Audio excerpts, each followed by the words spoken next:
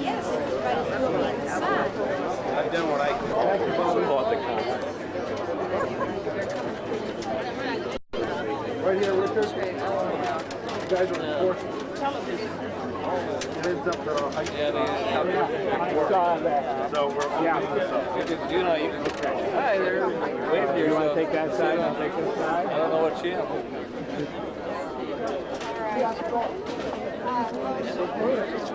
I guess it's channel 7. You're not.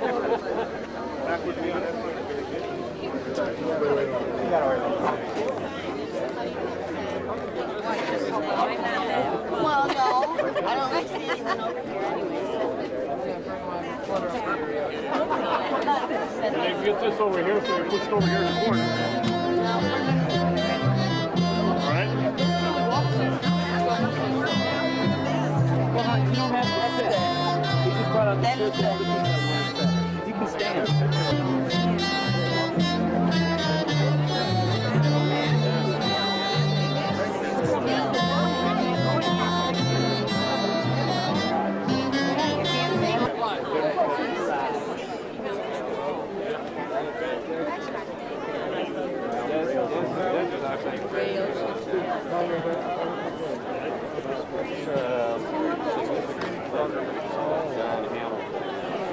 Led the effort to do something with this whole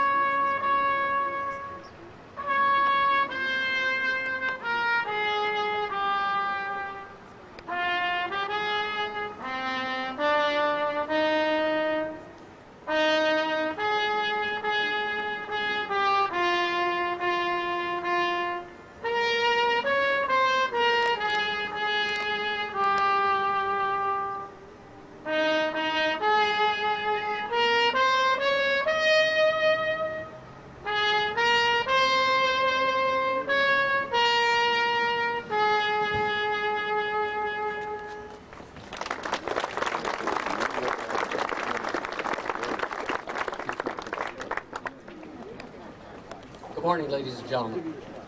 Jamestown has a long and proud history, and one of the reasons is we have had many distinguished individuals over the years who have brought pride and honor to our community and to our surrounding area. We're here today to recognize one of those individuals, Robert H. Jackson, who served not only our local community, but his country in a very, very distinguished and honorable way. As a lawyer here in Jamestown, during which time he credited much of his future success to his education at Jamestown High School. He was appointed by President Roosevelt to a variety of positions with the federal government in Washington. It's interesting to note that he started out as general counsel to what is now the IRS. But it was uphill from there. He became the chief counsel for the tax division in the Justice Department, assistant attorney general, solicitor general of the United States, and ultimately attorney general of the United States before, in 1941, being appointed to the Supreme Court by President Roosevelt. He served on the Supreme Court throughout the rest of his life, but I think really it's the years immediately after World War II for which he is most well known and where he faced his greatest challenges. Immediately after victory in Europe, the Allied governments decided to try the leaders of the Nazi German regime for war crimes and crimes against humanity. This kind of concept of trying the vanquished foe by a victorious government after a war was unprecedented. And Judge Jackson, as the chief American prosecutor, was instrumental in both establishing what laws to apply to that situation and the procedures that were going to be used to try these people, and of course, ultimately was key to getting a conviction of the worst of the Nazi war criminals. Following the Nuremberg proceedings, Justice Jackson, of course, returned to the bench in the Supreme Court until his untimely death. He died in 1954. I'm proud to note, and I'll give them an opportunity later for you to meet them, but I'm proud to note that Judge Jackson's son, William, and his daughter Mary are here with us today as we dedicate this monument to Judge Jackson.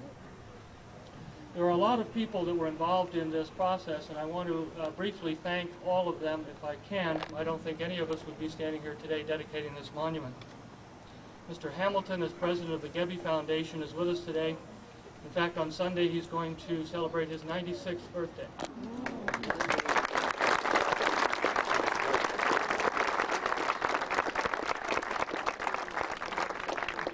I think he's going to start taking weekends off now. It was John's particular dream, I think, to see this community create some kind of tangible monument to Judge Jackson. And it was really his leadership and his inspiration which made us all work extra hard to make it happen. I might add that he always delivered his inspiration in a kind of civility and gentle good humor that you see so rarely anymore when someone's trying to persuade you to do something. So I have to compliment John on his ability both to inspire and to lead and to do it in a way that creates good comradeship and fellowship among the people involved. It was a very great honor for me to work with John, and I thank him very much. John, of course, would be the first to minimize his own contribution to this matter and point to everyone else's work, so I'm going to do the same thing. The Gebbe Foundation Board. Thanks, add my word of thanks to those already given for all the people who worked to make this monument, this project, a reality. And thank you for the honor and the privilege and the challenge of being a part of this. It was a labor of love and something that was inspiring to me in the process.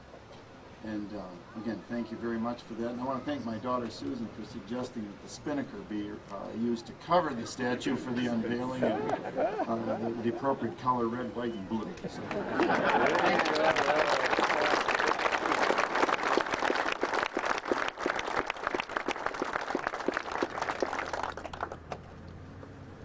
Ladies and gentlemen,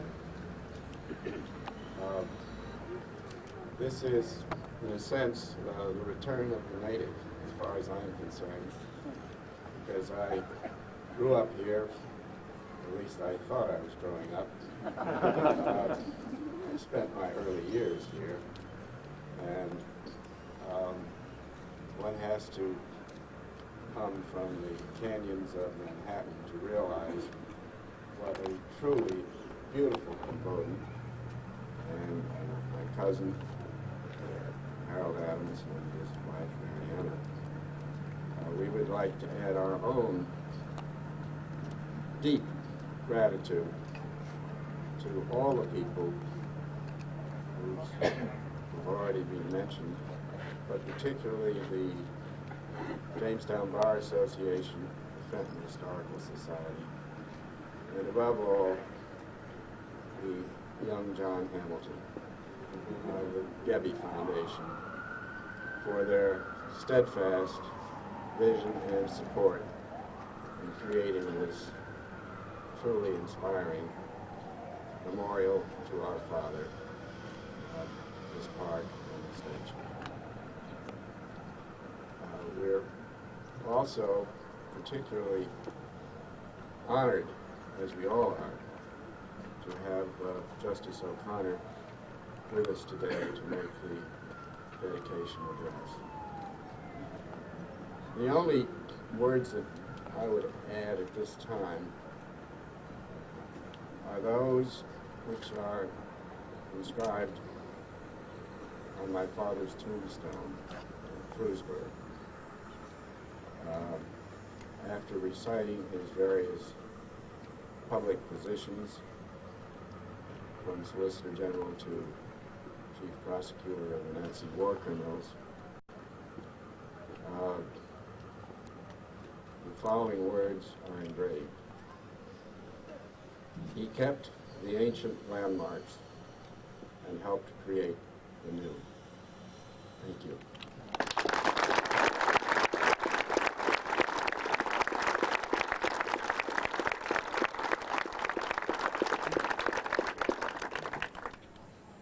Thank you, Mr. Jackson.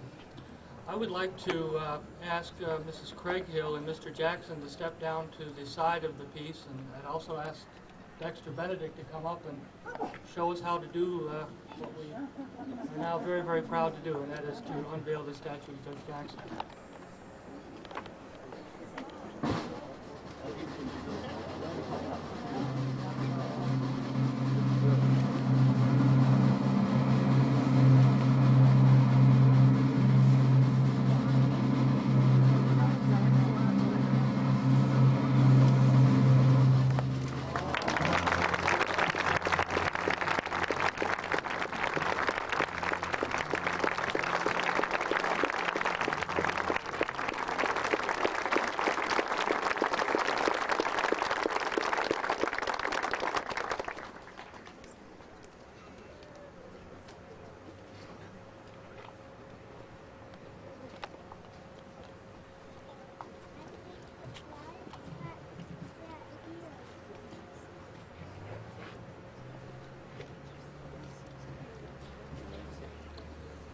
Thank you very much, Bill, Mary, Dexter, for helping us with that. For most of us, the opportunity to introduce someone like our principal speaker this morning is a once-in-a-lifetime opportunity. It would be privilege enough for me merely because she's risen to the top of her profession and mine, because she's a national and internationally known figure, and because her decisions and her work affect millions of Americans, and in fact the life of the world from time to time.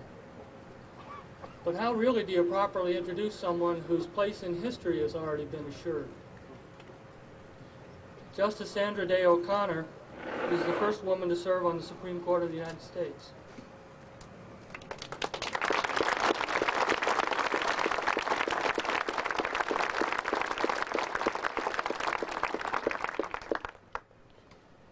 More than that, she's emerged as a leader of the Supreme Court's moderate voices, a consensus builder on a court whose divisions, I think, reflect the divisions that are occurring in our society as a result of the changes in the way we look at ourselves and the way we look at our government. In that sense, as a conciliator and a consensus builder, she displays exactly the qualities we all need to display in order that our country can achieve orderly and successful and peaceful change. Justice O'Connor is suited to her task, I think, in part because of her origins. Like Judge Jackson and so many other great American people, she's a product of rural America. In her case, she grew up on a ranch in southeastern Arizona. Her pioneer grandfather founded the ranch in the early 1880s, and it's been in the Day family ever since. I understand it's called the Lazy Bee Ranch. But as anyone who farms will tell you, if you're lazy, you're unlikely to hold on to your farm for even one generation, let alone 3. So Justice O'Connor comes well by her reputation for being a hard worker. Some other words I've heard and read used to describe Judge O'Connor probably also have their roots in her background in rural Arizona.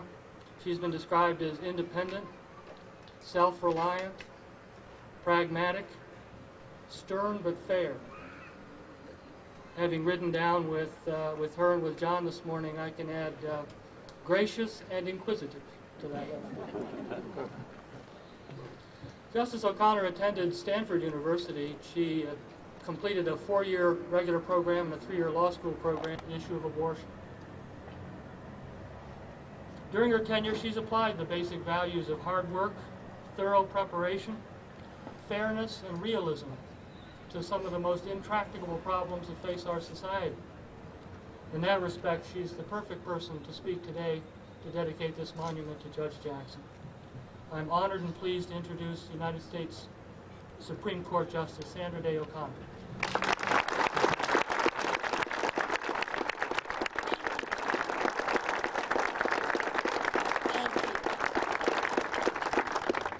This is a wonderful occasion for Jamestown and for all of us who are lucky enough to be here and see the unveiling of this absolutely handsome and strong statue of Justice Jackson. We're remembering today a product of this community and of its public schools.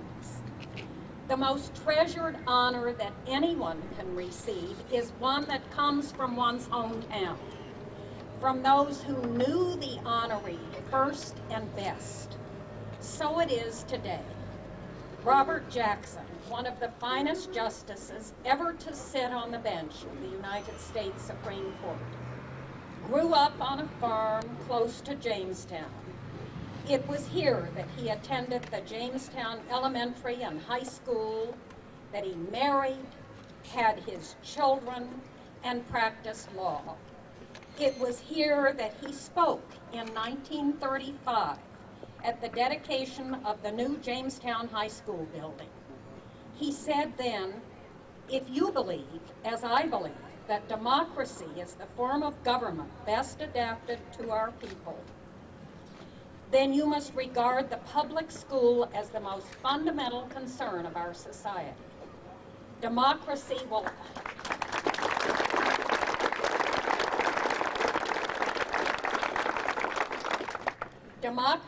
always call most of its leaders from the ranks of humble men, and to equip them, it must provide free education to the sons and daughters of disadvantaged homes."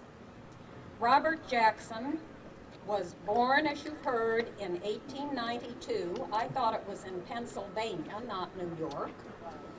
Early in his life, the family did move to a farm in this area. His father was a farmer, a lumberman, and a stock breeder. He advised his son Robert to become a doctor. Instead, on graduating from Jamestown High School, Jackson read law in a Jamestown law office, spent 1 year in Albany Law School, and was admitted to the New York bar at age 21.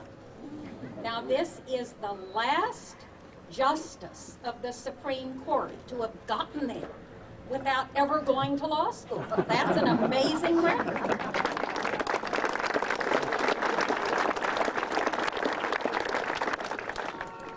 Justice Jackson was a voracious reader of the classics, of biography and history.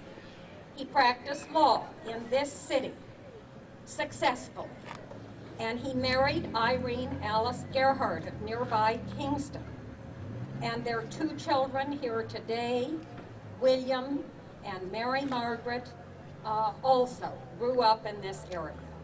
Justice Jackson served as president of the Jamestown Bar Association, chairman of the American Bar National Conference of Delegates, and it was President Franklin Roosevelt who persuaded a reluctant Jackson to leave Jamestown and go to Washington, D.C. As you've heard, his first job there being general counsel to the Internal Revenue Service. And he subsequently served, as you also heard, in the Department of Justice, heading its tax division, and then heading the antitrust division. In 1938, President Roosevelt appointed Jackson as Solicitor General of the United States. He argued many cases successfully before the United States Supreme Court in that capacity. You know, the Solicitor General is the nation's lawyer. And Justice Brandeis, who was on the court, so admired Jackson's work as Solicitor General that he said Jackson should be Solicitor General for life. But of course he wasn't, because the president then appointed Jackson as Attorney General in 1940, and in 1941 as Associate Justice of the United States Supreme Court. He served in that capacity for 13 years until the year of his death in 1954. Now, for a lawyer or a judge, reading a Jackson Supreme Court opinion is a special treat. He wrote always with clarity, with style, and with persuasion. His opinions are just studded with wonderful passages and quotations. For example, he wrote of the court that we are not final because we are infallible, but we are infallible because we are final. He wrote strongly in support of individual liberties and in opposition to arbitrary government action. In his opinion for the court in Board of Education versus Barnett, which held a school child may not be compelled against his will to recite the Pledge of Allegiance, he said the very purpose of the Bill of Rights was to withdraw certain subjects from the vicissitudes of public controversy, to place them beyond the reach of majorities and of officials. In the Korematsu case, upholding the wartime confinement of Japanese Americans in relocation camps, Justice Jackson dissented, saying, now if any fundamental assumption underlies our system, it is that guilt is personal, not inheritable. And of course, he was justified many years later by the common assumption that that opinion was, the majority opinion was wrong, and Congress finally rectified it many, many years later. President Roosevelt had promised to nominate Justice Jackson as Chief Justice when Chief Justice Stone retired, but it never came to pass. President Roosevelt died and was succeeded, of course, by President Truman. Truman asked Justice Jackson to serve as chief prosecutor of the Nazi war criminals in Nuremberg in 1945. Defying the preferences of his colleagues on the court, Jackson agreed to do this task. The other justices thought his absence left the court short-handed and that no other assignment should be accepted by a sitting member of the court.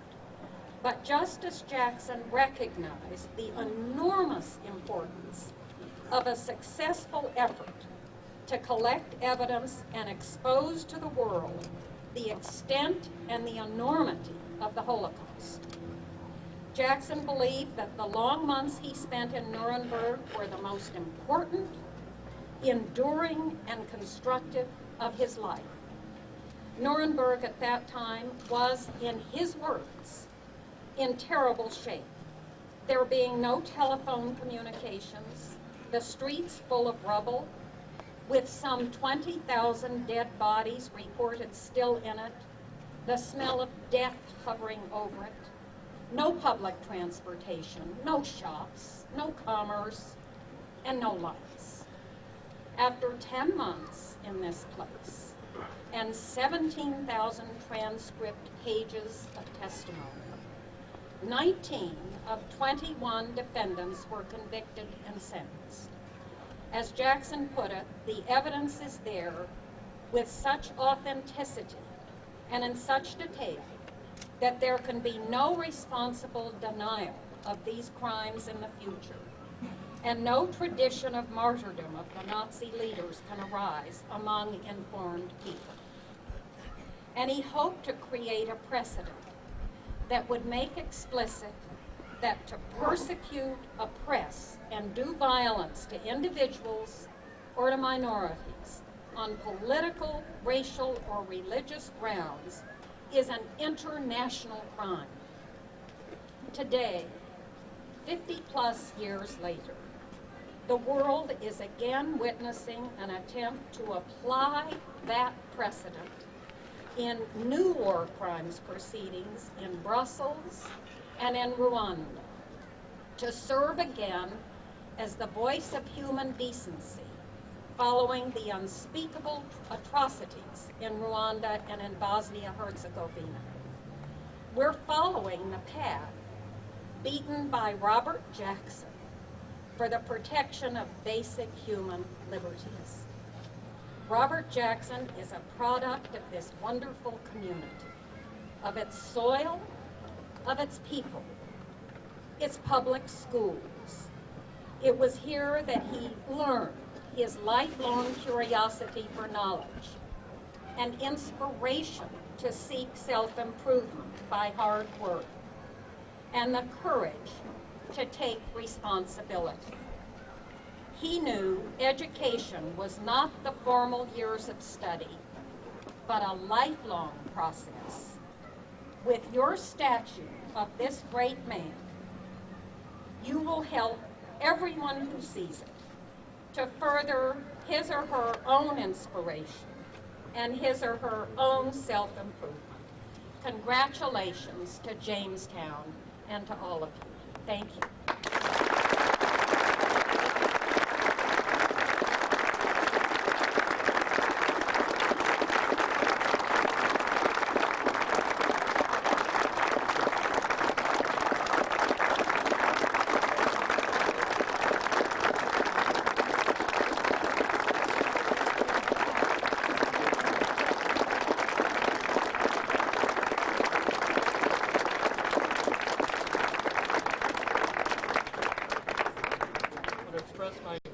Gratitude to Justice O'Connor for speaking and providing us with those thoughts. I'd also like to thank the members of the Jackson family and everyone else who has come to celebrate this event today. And I'd like to invite everyone to join us for a celebration in the tent behind us as we celebrate the dedication of this statue. Thank you all very much for coming.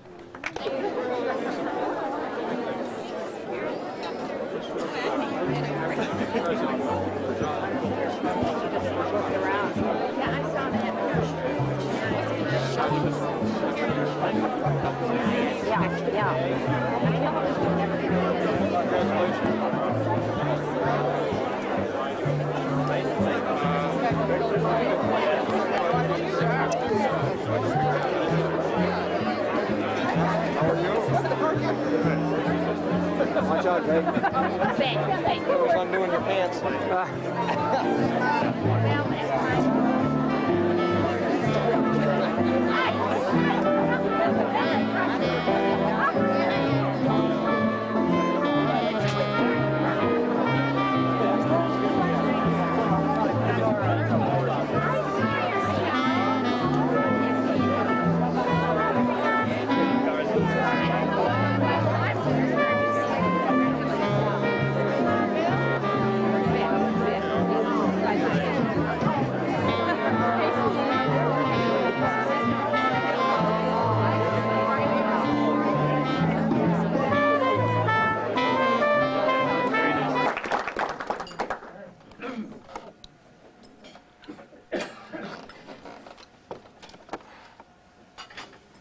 Thank you very much, Mike, for that generous introduction. You're fine. It was almost 42 years ago that the Jamestown bar paid tribute to my father on the occasion of his funeral. And it occurred on these premises in the presence of most of his colleagues on the Supreme Court of the United States. It was a fitting venue, for it was in this city and county that his career as a country lawyer, as he proudly proclaimed himself, was born and nourished. After he moved to Washington for a succession of government legal positions, he made it his habit to return nearly every summer to this area, which he loved so well. And it was here that his basic character was formed. His life embodied the Emersonian ideal of self-reliance. His desk, whether at the Department of Justice or the court,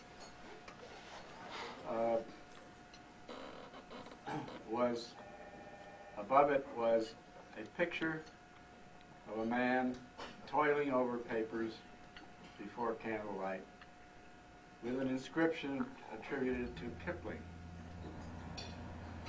He travels the fastest who travels alone.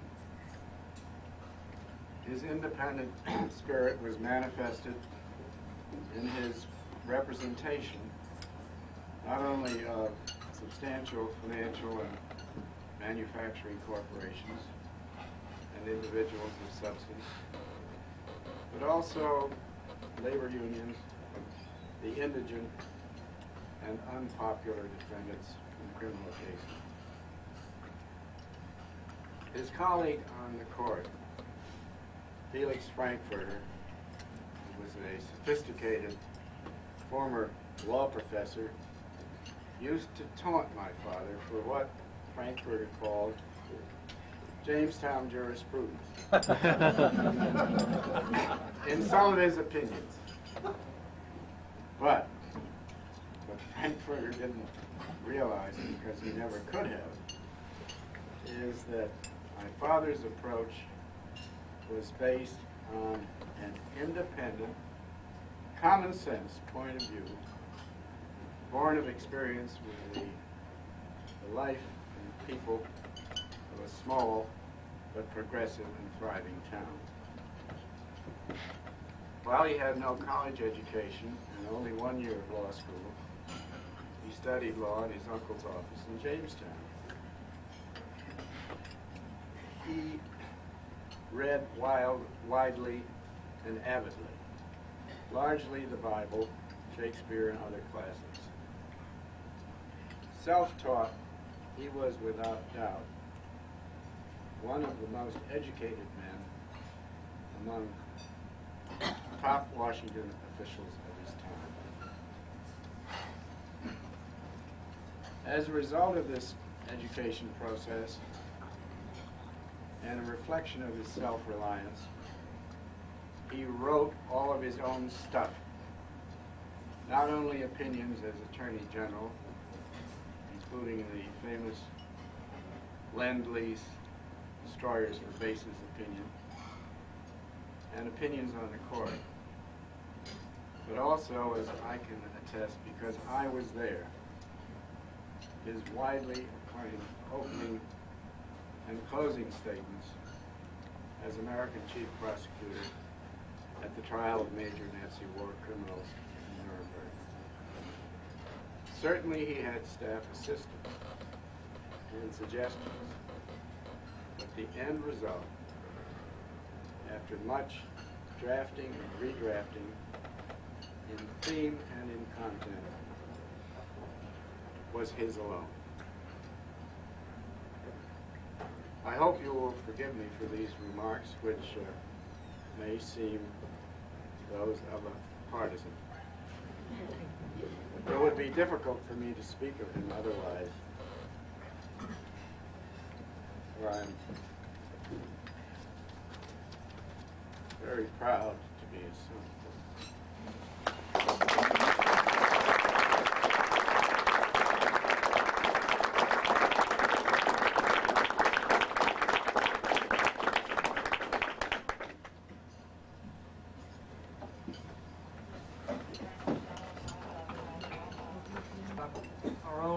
practitioner of Jamestown jurisprudence.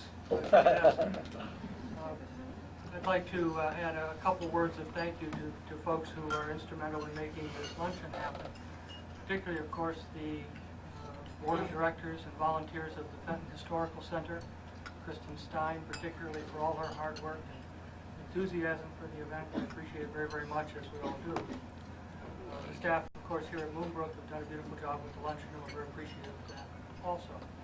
I want to make particular note of our musicians today, because they are appearing here today without pay, just, I think, to make their own tribute to Judge Jackson. So, for all these folks, justice is done.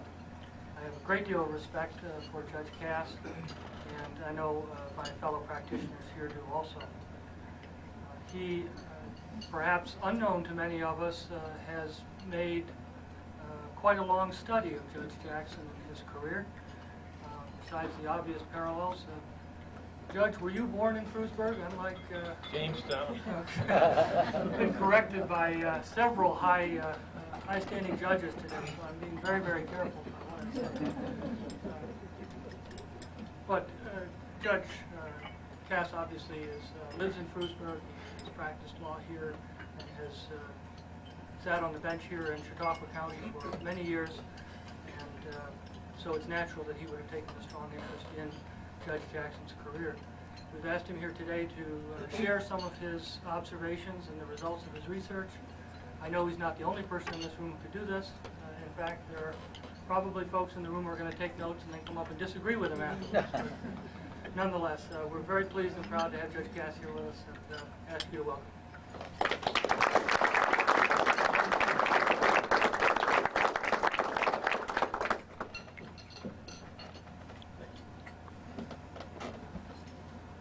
Thank you for those kind remarks, Michael. Certainly is indeed a pleasure to be here today and honor Justice Jackson, who was from Frewsburg. He was, of course, born in Spring Creek, Pennsylvania, but he moved to Frewsburg and graduated from Frewsburg High School. Then he went on, took a postgraduate course at Jamestown High School. And then, of course, he went on to law school at Albany Law School. But Bob was 5 years old when the family moved to Frewsburg. And, of course, in that rural setting, young Bob Jackson grew up influenced in many ways by the typically American farm life of the early 20th century. To the elder Jackson, who was William Eldred Jackson, his father. And his father was a horse trader and ran a livery stable in Frewsburg. And one time Bob Jackson was riding with his father in a buggy, and they were going to exchange some horses which had been traded sight unseen. And the boy asked his father, "How do you dare to trade that way, Pop, when you don't know what you're getting?" And he answered, "It's sometimes enough to know what you're getting rid of."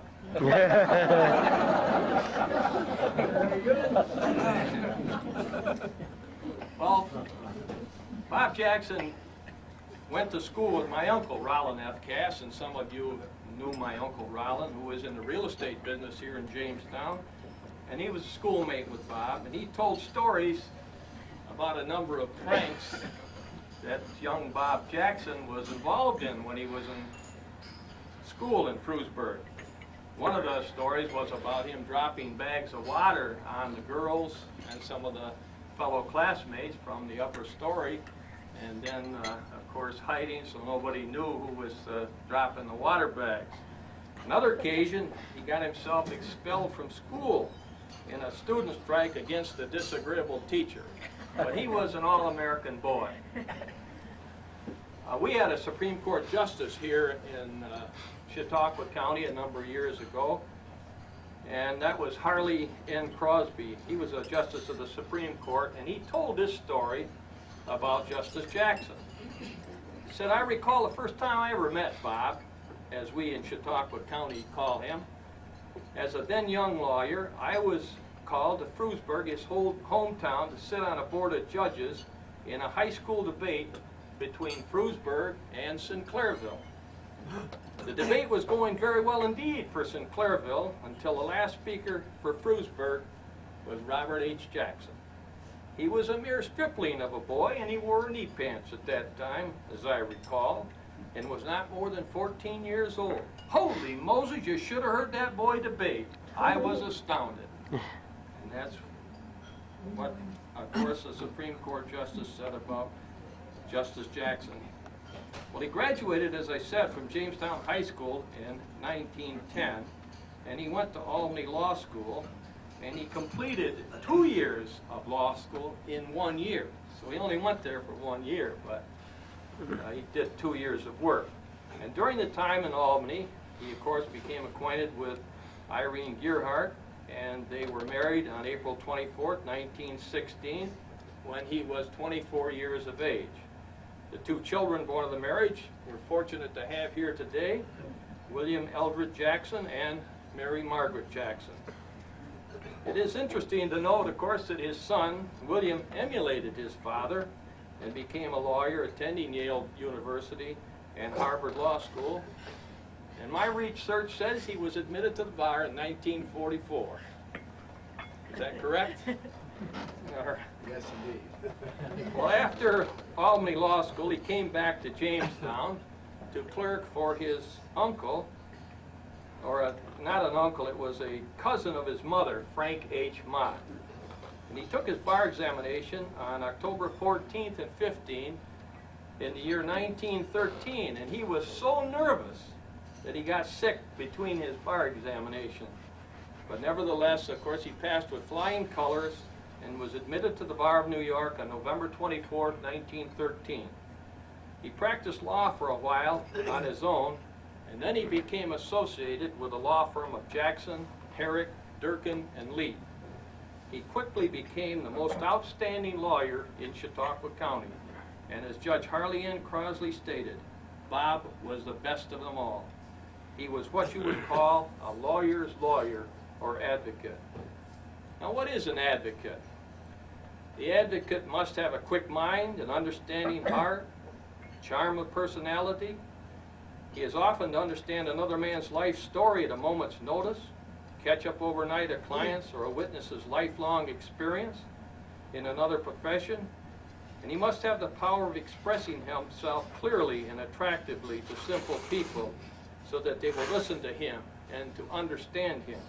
He must then be histrionic, crafty, courageous, eloquent, quick-minded, charming, and all of these qualities go to make the type of person that Robert H. Jackson was. He wasn't afraid to represent clients with unpopular cases, and he didn't care who was on the other side. He actually tried his first lawsuit before he was admitted to the bar. The case grew out of the Jamestown Transit strike in 1913. And during the strike, there had been the usual rough and tumble which so frequently accompanied the industrial strife in those days. A group of the strikers had been arrested and indicted for rioting. A lawyer defending labor unions and strikers was not very popular at that time. They finally asked Bob Jackson to take their case. And when he went to the district attorney, a fellow by the name of Edward J. Green, to ask if there was any objection to his taking the case, Green consented readily, almost too complimentary.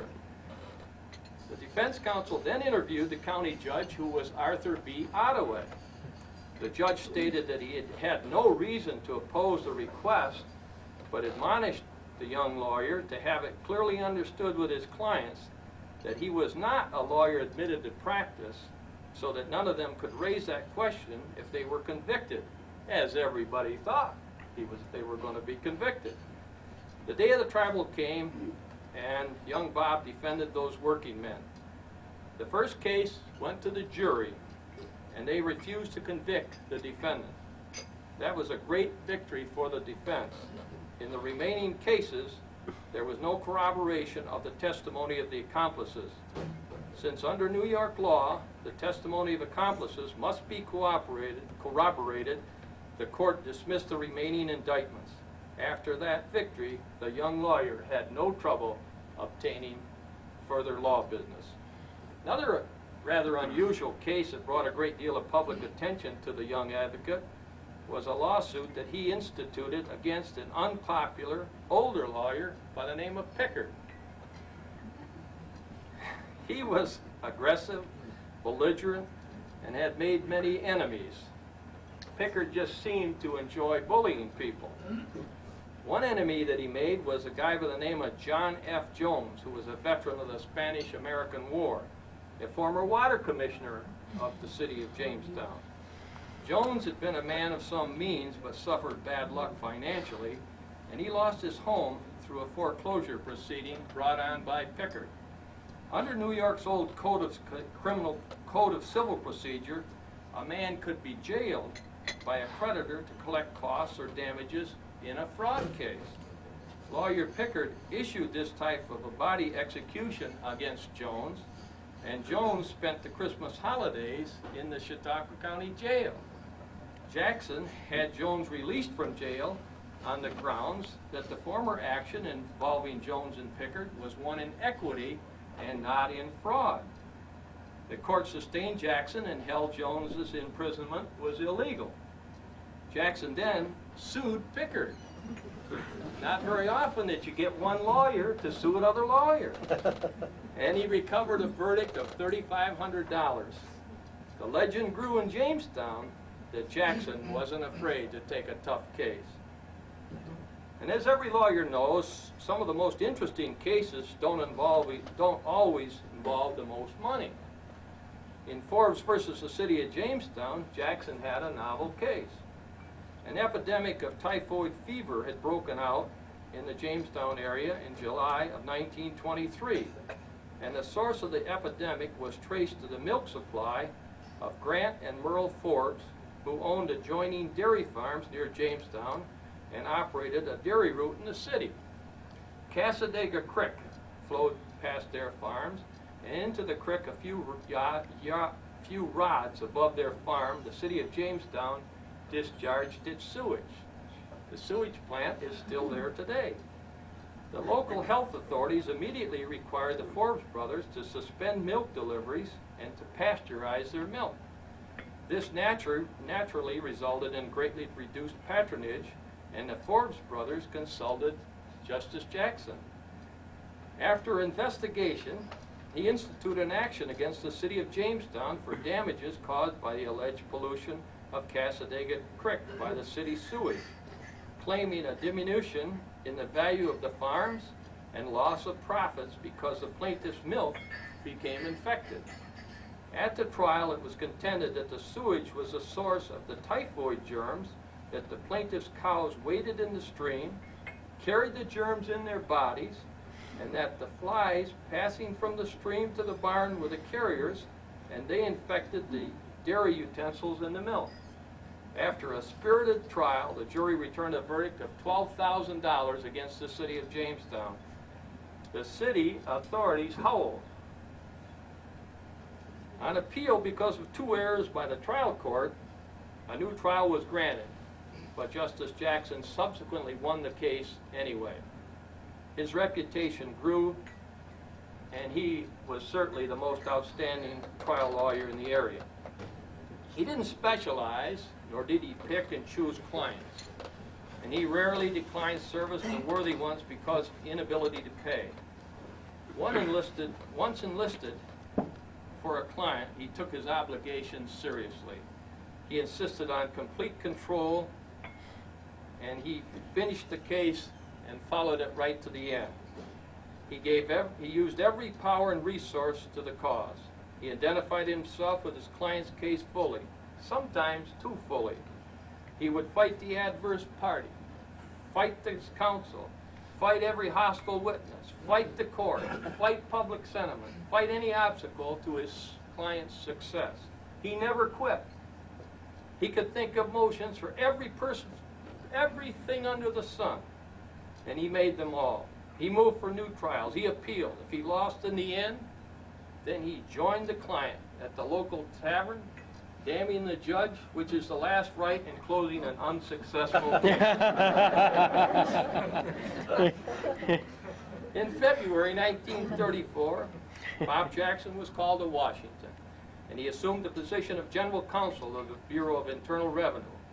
His name and reputation continued to grow, and Warren W. Gardner stated that he was the most able advocate to be drawn to the system and the foremost of the Roosevelt lawyers. On January 18, 1937, he became Assistant Attorney General and was a ranking member of the Justice Department. On November 5, 1938, he became Solicitor General of the United States, and in 1940 he was appointed Attorney General and was now the main legal advisor to the President of the United States. On July 11, 1941, in President Roosevelt's study, Robert H. Jackson took the oath of office and became the 87th Associate Justice of the United States Supreme Court. After World War II ended, it was the duty of the United Nations to expose and punish the leaders of Nazi Germany for the atrocities that they committed during World War II. A tribunal was set up at Nuremberg to hear evidence concerning these war crimes and punish the guilty parties. The United States needed its best lawyer to prosecute these crimes. Mr. Justice Jackson, America's greatest advocate, was selected for this job. And when he finished, and this was no small task because it took almost a year, Hermann Göring beat the gallows by committing suicide, and most of those Nazi criminals were found guilty, hanged, and their bodies cremated. Their ashes were scattered at a place never to be revealed. Justice Jackson had, of course, finished his greatest case. At the Nuremberg trials, where his son William Jackson was there was a nephew that was also in Germany at the time, a fellow by the name of Harold Adams, who's here today. Would you say hello, Harold? Hello. Very good. Harold was a PFC. He was a private. He was in another part of Germany. And one day his commanding officer said, "PFC Adams, come in here." And he was called before his commanding officer. And the commanding officer said, "I don't know who you know in Washington, but you're on your way to Nuremberg." And the driver was out there, and Harold went to Nuremberg, and of course saw his Uncle Bob, and saw part of the Nuremberg trials. Well, his work in prosecuting the war criminals at Nuremberg, as well as his many Supreme Court decisions, has made Jackson famous. And to a person by the name of Lloyd Paul Stryker put it this way: it's hard to put one's finger on the real causes which make a man. In his case, I think I would say that it was his love and understanding of people, his wide sympathy, his unfailing industry, and a kind compassion for his fellow men, coupled with deep humility that made him what he was.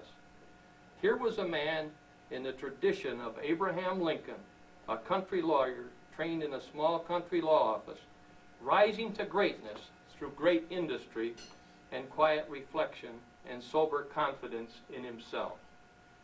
On Saturday morning, October 9, 1954, Justice Jackson was driving his car from his home in McLean, Virginia, to the Supreme Court building.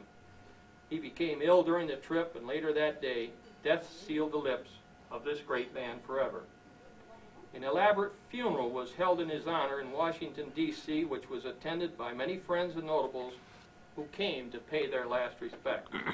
On October 13, accompanied by all of his colleagues on the court, he was taken to Jamestown, where he lay in state at St. Luke's Episcopal Church. Today, Robert H. Jackson lies in Maple Grove Cemetery in Frewsburg, New York, beside the last resting place of his parents and grandparents. And there among the hills of home rests the country lawyer whose life will always be an inspiration to America's greatest advocates. He was the greatest advocate at that time. Thank you. Thank you, Judge. I just want to ask you, I noticed several corrections from the facts that Justice O'Connor gave us this afternoon. I was wondering why you didn't raise those.